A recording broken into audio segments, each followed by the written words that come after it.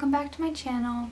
If you're new to my channel, it would mean a lot to me, like everything, if you would subscribe because I really want to reach 1,000 subscribers. So this video I wanted to share some of my worst travel stories just because I thought it would be kind of fun to talk about, and I feel like a lot of people don't really talk about like what goes wrong during travel and just kind of like the negative side of it, because I don't know, I'm just one of those people where I'm like pretty open about things, and I can also be somewhat negative at times, so I'm not really like afraid of talking about negativity.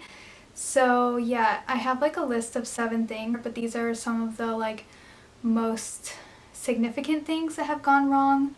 I definitely have more that I can talk about if anyone wants me to do a part 2 of this, but I will just get into it now. Okay, so the first thing was, these are not in any order by the way, but like one of the things that happened to me and my husband is when we went to Paris in 2017, we didn't realize that when you take the metro and you use like the little paper metro tickets that you have to save it until like all the way until you exit the station, because like anywhere else I've gone where you need a ticket to get into something, you don't need to keep it unless you like re-enter or something. But like going to concerts, going on trains, going literally anywhere, like on airplanes, you don't need to keep your ticket. So we didn't know you needed to keep it, and so we went through the gates and then we just like threw them away because there's like garbage cans everywhere.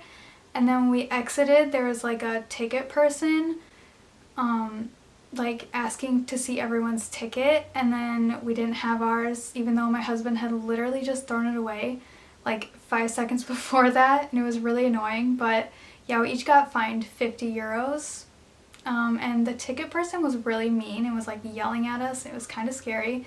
I still to this day do not know if that was like a travel scam or if it was like something that is like authentic and it actually like was an official doing it, if you know what I mean. But yeah, I've heard of this happening to a lot of other people. So if you go to Paris, make sure to keep your ticket and don't get it confused with the ones that you haven't used yet. Make sure to keep it until you exit like the train station.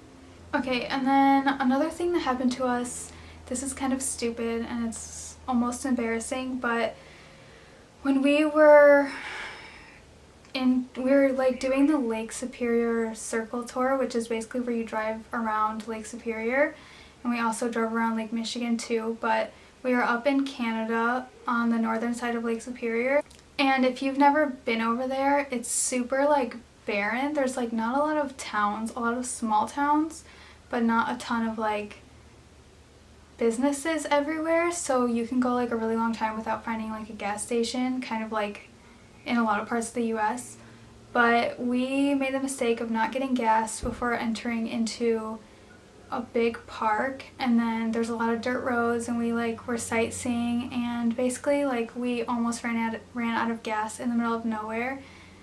I don't remember if we had cell phone service, but I'm pretty sure we didn't, and it was just really scary, and I don't know what we would have done if we would have run out of gas. And I'm so thankful that we didn't. We like literally just made it to a gas station. It was terrifying. And now I never let the tank get below like a half if I can help it, especially if I know I'm going into a national park or like a big park where there probably won't be gas stations. Okay, and then another one, I'm categorizing this as a travel disaster, I guess, because it's something that happened while we were on a trip, but it's like a car accident. So we were going to Big Sur when I first moved to California. I think we had been here less than a year, and we were driving up to Big Sur from LA area to kind of figure out where we want to get married, because we got married in the Big Sur area. And sorry, there's an airplane outside. But we were driving on Highway 5, if you're familiar with California, I'm sure you know what it is, but there's a lot of accidents in that area, and when you're leaving LA, there's a bunch of mountains you have to go through, and basically a drunk driver hit my car. It was really bad. My car got totaled. There was a bunch of other cars involved in the accident, and luckily we didn't get hurt at all, but it kind of ruined our trip a bit, and it definitely like messed up a lot of stuff because I didn't have a car. We had to rent a car, and then we decided, since we were so upset, that we were just going to like finish our trip anyway, but it definitely like altered a lot of things. But yeah, just definitely be careful driving on highways in California because the roads are scary and drivers are terrifying. Okay, and then another thing that happened is more recent. It just happened on the trip that we were just on. It wasn't too big of a deal, but it's definitely something to keep in mind when you rent a car. We rented a car from a company, and as soon as we got the car, I saw that the tire pressure light was on, but I didn't really think that much of it just because we were arriving super late at night and we were really tired and we were in a hurry and we had to drive like an hour to our hotel.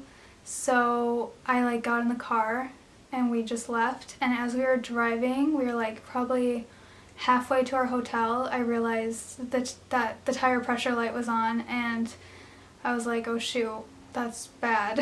We need to like check the air pressure. So we stopped at a gas station and we put some air in it, in all the tires, because we didn't know which one was low. So then we just decided to continue driving to our hotel and then see if the light goes off in the morning, because it was really cold outside and we thought maybe it was like the change in temperature that had triggered it, and none of the tires had little like plugs on them, so we thought maybe the sensors were broken or something. So we decided to just go to the hotel, and then the next morning we ended up finding a nail in the tire, and it was really annoying because we had to go all the way back to the airport and switch out the car, and it just like set us back almost an entire travel day. So definitely be sure to check out your rental car thoroughly before you accept it and take it. And I've actually had this happen before in Hawaii as well, so yeah, second time, same company. Just make sure you check for lights before you leave. And yeah. Okay, so we were driving on Highway 5 to Sequoia National Forest, and a semi-truck flipped on its side, and it was like horizontal, blocking the entire highway, all the lanes of the highway, and it was when we were going through the mountains, so there was no other route to go around it. And so there was just literally hours and hours of traffic. And we were trying to get to the park before the sun set because we had to drive like up to our campsite through the mountains, and we wanted to get there before the sun was set because obviously it's hard to see at night. There's no lights and it can be dangerous driving in the mountains on like scary roads at night. So we definitely intended to like leave early enough to get to our campsite before sunset, but then because of this accident it took us like an extra like I think 4 or 5 hours to get there, and it was just really annoying. And obviously I'm not the only one it affected, and I hope everyone was safe, but yeah, definitely driving through the mountains is stressful. Okay, and then the last two are from Hawaii, separate trips. The first one is from when I was really young. Well, not super young. I was actually in high school when I went to Hawaii for the first time. I was jumping off of like a pier, and I was climbing back up, and I like kicked the side of the pier, and then I accidentally kicked a sea urchin and the spines went into my toe, and it was really awful. It was super painful, and I'm sure if you've ever had this happen you understand. But yeah, I just had to soak my foot in vinegar for like the rest of the trip, and now I'm like traumatized by the smell of vinegar. I hate it. I can't stand the smell of it. And yeah, it was really painful the entire rest of the trip, and I have a scar from it. And then this last one is from when I just went to Hawaii with my sisters this year. When we were flying home, our flight got canceled because there was a cut on the outside of the plane. They said it was like a 1-inch just gash in the plane, and they weren't sure if it was safe to fly, so they ended up having to cancel the flight because they decided it wasn't safe to fly.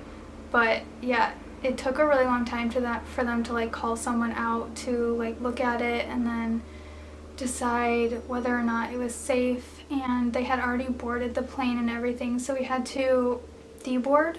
Is that the right word? Yeah, we had to deboard the plane, and then since it was on the big island of Hawaii, there wasn't any other backup planes that we could take, so they had to cancel the flight.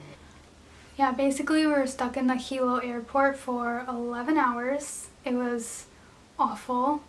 They were trying to find another flight that we could get on. It was really complicated because two of my sisters were going to Chicago and I was going to LA, so we wanted to all be on the same flight, but I don't remember exactly. It was complicated, but basically it took us 11 hours to figure out another flight that we could take. We were supposed to be able to, they were giving everyone, they were putting everyone in hotels for the night, and then they had us originally rebooked for a flight the next day, but the entire island was actually fully booked, so there were no hotels available anywhere, and so we were not able to get a hotel. And yeah, luckily we were able to get on a different airline flight later that night, but still it took us 11 hours of sitting in the airport to be able to get on a flight. And we could have left the airport, but we would have had to use our own money to call an Uber, and it was literally pouring rain, so there was nothing for us to do really anyways, so we just decided to wait in the airport. And yeah, if you know, Hilo Airport is it's really small and there's not a lot to do. There's not a lot of food, and it was just very boring, honestly. But yeah, those are all of my travel stories that I can think of right now. I know there's a lot more, so I could definitely make a part 2 to this, but that's all for now, and thanks for watching. Please subscribe to my channel and like this video if you liked it.